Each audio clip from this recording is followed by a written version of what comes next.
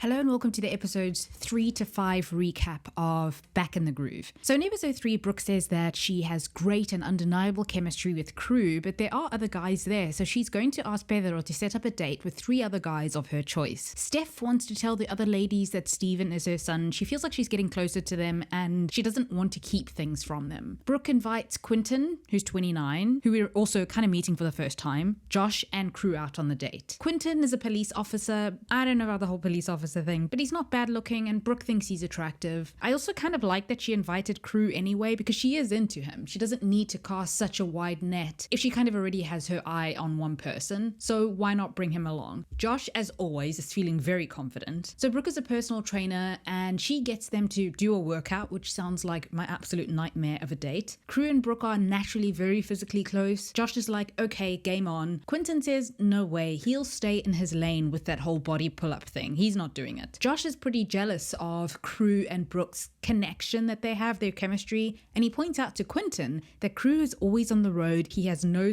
stability, he's a free spirit type. No, I do really like Crew for Brooke, so I hope we don't have another van guy from the courtship situation. Josh tells Brooke that he's at the point in his life that he's settled down, and he also tells her that she should be a bit nervous about Crew. Not everyone is there for the right reasons. Steph invites Tashi on a date. Right now, both Leroy and Tashi have been on her radar, so they go for a nice little tropical dinner. Steph talks about raising her son and the cancer diagnosis. Tashi talks about his single mom and how she raised him and his siblings. It's a very nice date. Tashi is handsome and respectful. Sparkle wants the date tea from Brooke. She tells Sparkle that she needs to dig a little deeper with Crew to see what his intentions are. And Sparkle says that there's also the possibility that Josh is also jealous. Sparkle tells Steph that she wants to go on a date with Steven. Steph is like, uh-oh, that's my kid. Well, not in a bad way, but she realizes that she has to tell. So she tells Sparkle that Steven is her son. Before the date, Sparkle jokes and says, okay, let me go pack my diaper bag. They do have a laugh about it, but Sparkle admits in her confessional that it freaks her out a little bit, but she's going in with an open mind. You know, it's a very cute kid, but very green. Like, I think he could still believably be cast as a high schooler on an American TV show.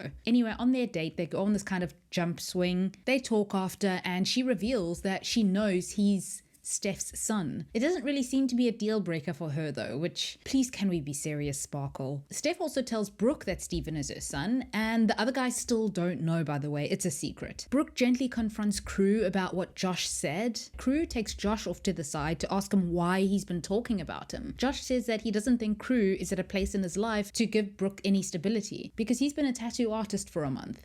He seems like a guy who might be low-key rude to service workers. He's a bit of a snob. All that said though, yeah, they're going to have the conversation at some point. Like, are their lifestyles compatible? What's his living situation? Does he have roommates? Does he live in his van? His parents' basement? Who knows with anyone in this economy, to be honest. Either way though, Brooke needs to find out who her potential baby daddy is before moving forward. She's so lovely, I don't want struggle love for her, even though they do make a really great match. Steph says that she's developing some early feelings for Leroy, even though she and Tashi had a great date. Then Steven cuts in while his mom is talking to somebody, and Steven, go away please. When it comes to the checkout ceremony, the women make the same choices that they made in episode 2 pretty much, so it's just that the South African tech finance bro Josh and 2 other guys that we don't know are going home. This is good. Josh pushed someone down to get ahead, and that became the story instead of who he is outside of his career in finance. So good riddance. Anyway, that was episode 3. In episode 4, Brooke says that they need to be careful still of who to trust. She needs to know that she and Crew want the same thing. Steph reiterates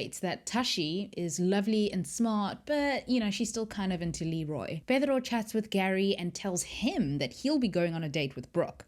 Finally, it's Gary's time to shine. Brooke says she doesn't want to put all her eggs in one basket with Crew right now, so they go for a date. They go for a photo shoot on the beach, and oh boy, this is a very attractive swirl situation. Gary doesn't say much, but Josh spoke a little too much, so I prefer Gary right now. Then they talk a little bit and have a picnic. He tells her that he just wants her to be the best version of herself. They kiss a couple of times, and it's a fairly successful date. You know, it'd be nice to know what his job situation is. I know he's a model, but still. Sparkle decides to go on a group date with Akio. Okay, yes. Lee, yes, he's adorable. And then she ruins it by inviting Steven. Akio and Sparkle go and have a one-on-one. It's fun. She's laughing. Then Lee, he tells her that he's been celibate and he doesn't want to lead with the physical part. He puts on a little spontaneous rap And he's awkward at first, but he leans into it and he's very cute, fun, and funny. Steven asks Sparkle if she sees them taking this further than where they are right now, and she says yes. Oh god, that made my stomach hurt so bad. Brooke is all smiles after her date with Gary. Steph goes and sits on Leroy's lap and invites him to their part of the hotel. Oh, poor Tashi. You need to step it up. Anyway, Steph and Leroy have their date, and she says that he makes her feel good about herself. They kiss. She mentions that this is her first kiss post-cancer, and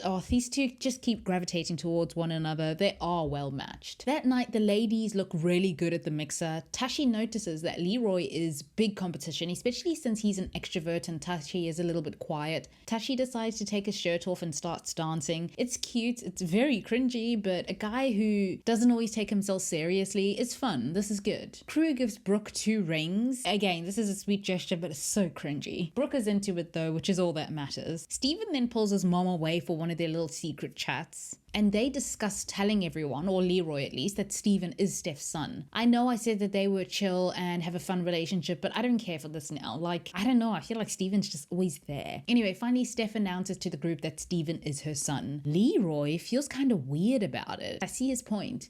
Now, he's not really sure what's real, and he says that he feels like he got because he felt like he was genuinely starting to connect with Steven, and now he feels like, was this all part of the game? And he doesn't really know what to do. He says that he doesn't know yet if this changes things. And in retrospect, yeah, this was a bad move to have the secret son in there. At checkout time, Steph chooses Steven to stay first because he's her son or whatever. She chooses Leroy then, and then he mentions maybe just needing time to process. In the end, Tashi and 2 other guys are the ones that end up going home. In episode 5, Crew checks in with Leroy, and yeah, he still feels that Steph and her son lied for a laugh, and he's still processing it. It's pretty understandable. He was confiding in Steven as a friend. The women agree that it's time for them to have a girls' day and not be focused on the guys, so this show might pass the Bechdel test. Anyway, they go to a healing cave. Brooke wants to work on healing her grief. Sparkle wants to forgive herself and open herself up to happiness, and Steph wants to be more open to love and to learn to let go too. It looks like a very healing and cathartic experience for them. Steven checks in with his mom. Oh god. Steph is starting to maybe have second thoughts about Leroy. Why is he taking so much distance from the group now? And she says that his reaction really took her by surprise. Steven's like, okay, I'm gonna go check on Sparkle now. Sparkle and Steph decide that they're going to go on a double date. Sparkle takes Steven and Steph brings Quentin. Leroy's left behind and he's confused. Anyway, this whole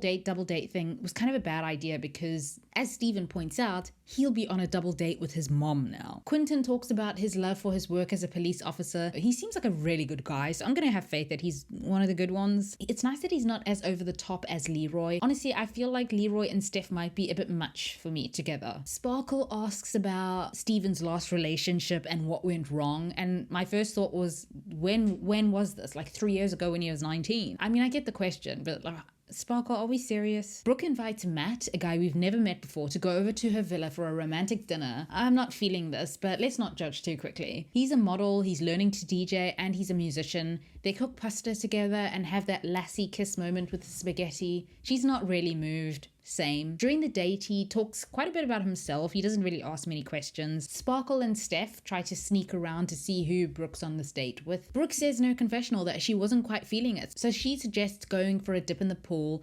My stomach hurts from the cringe. She says that he breathes really heavy when he kisses. Oh god. I mean, he is harmless, but no, this isn't gonna work. Brooke admits that he doesn't catch up to Crew or Gary. Steph is having a big ol' laugh with Giuseppe while Leroy looks on, confused about what to do. Steph, I don't know, she's being potentially messy.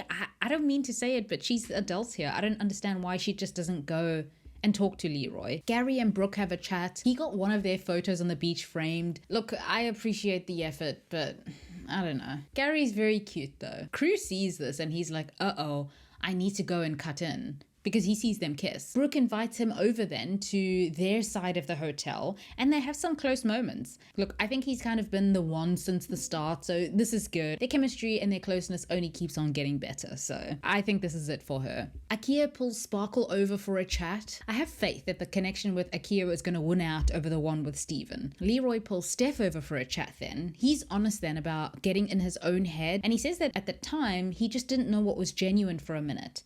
Steph misunderstands him and she says that Steven is there to support her, and I think that Leroy gets that, but he's saying that keeping that from him while he was forging a relationship with both of them made him feel uncomfortable. Anyway, they end up making up.